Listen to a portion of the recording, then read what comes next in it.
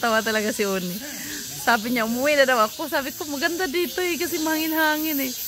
Maraming meme. Katuwa talaga yung Uni ko eh. Dear friends, marami na akong ginawang video para sa inyo. Uwi na tayo. Umuwi na sila eh. Tayo na tayo friends. Ay! Oh my gosh! May bakuk! No! No! Do not come! May bakuk kang friends. May bakuk kang friends oh. Ayan oh. Parang bakuk kang siya no. Alam mo friends, yung may kaaway ako, parang pinakulam niya ako. May nakita akong ganito. Parang ganito pero mas malaki yun no. Sa panaginip ko ba? Gusto akong atakin kaso lang nakita ko siya, di siya maka-attack. Yung ganito. Kita mo yan? Mas malaki, dalawa yun. Mag-asawa siguro yun, no? Ganyan. Tala nyo, ha? Hindi nyo ko kaya. May alam ako dyan.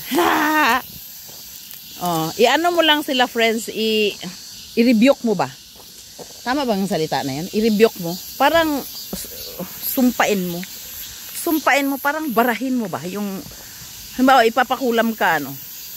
Kasi meron talaga akong hindi ko lang sasabihin kung sino. Pero talagang pinakulam niya ako. Pero sorry ka na lang. Hindi ka kadulot. Kasi I have a strong faith to God. Oh, gusto akong atakin.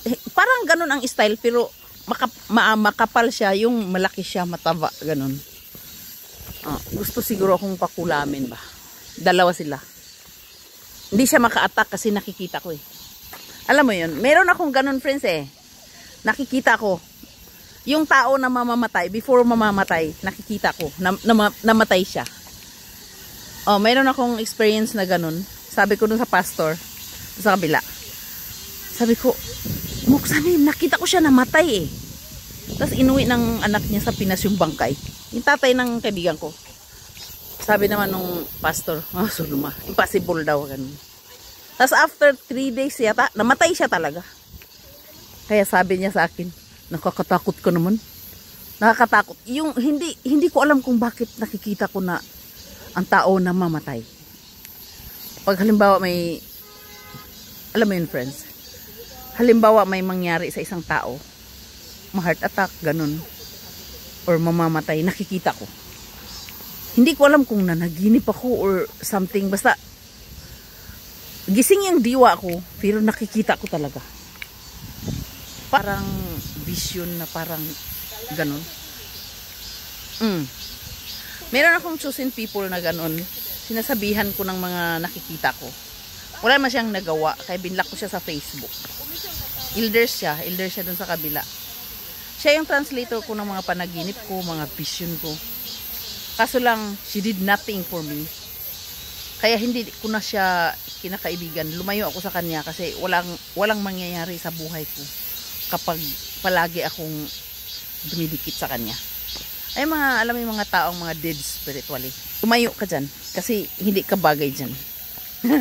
Spiritually ako ba? Nakikita ko friends, lahat ng nangyayari sa buhay ko, lahat ng nakikita ko internationally, yung mga barko na nalunod, ganun, eroplano na bumagsak, nakikita ko. Tapos sa kanya ko lang sinashare ko sa Facebook, no. Hindi ko kasi sinishare eh. Oh. Yun. Biruin mo, oh. Dito ako dumaan, oh. Nakikita ko talaga ito. Tapos nung nandito na ako, friends, grabe, nanindig talaga yung balahibo ko. Sabi ko, dito ako dumaan, oh. Grabe, pumasok daw ako sa napaka-old church. Grabe, every dawn time yun, every madaling araw yun, bumabalik talaga sa akin. Talagang ginaguide ako, friends, no? Simula noon, nung bata pa ako. Itaas natin kasi makuha natin yung plate number ng car natin, ha? This is our car, friends. You know, I'm just loving this car. Ganyan siya. Ang ganda niya, no? Super ganda niya. Upo muna tayo dito saglit, ha? Dito ako umupo. Dito ako nagpark. Ayan. Ayan yung car natin. Dito ako nagpark kasi, di ba? Actually, hindi naman na siya mainit, eh. yung topic natin, friends? Ano yung topic natin? 1 minute na lang. Kasi, dito tayo. Nakita mo yung bundok na yan? Malapit lang yan dito. Pwede lang siyang lakarin. Yan, super bundok yan. Nakapaligid yan sa bahay namin. Biruin mo how beautiful my place, no? My place, my... Sus, Ginoo ko. I'm loving this place talaga, friends. Biruin mo, friends. Ganon siya kaganda, oh. Ang aking place. Yang mga bundok na yan, nakapaligid yan sa bahay namin. Kaya yung mga tao sa Seoul, munta sa bahay. Every year sila pumupunta sa bahay. Hindi na umuwi. Doon na lang sila sa bahay talaga. Ano ba? Sabi ko, umuwi na kayo! Nag-enjoy pa sila sa bahay. Samgyup sa araw-araw. Ano yung topic natin, friends? Na mag-cut na tayo. Next time ulit, ha? Bibigyan ko kayo ng mga revelation. Straight from heaven. Yan si Lilibet Hong. Siguro, friends, bless lang ako. Dahil siguro sa mga, sabi ng pastor, dahil daw sa mga ancestors ko, sana mababait sila. Bye-bye, Lilibet Hong. Salud. Bye-bye.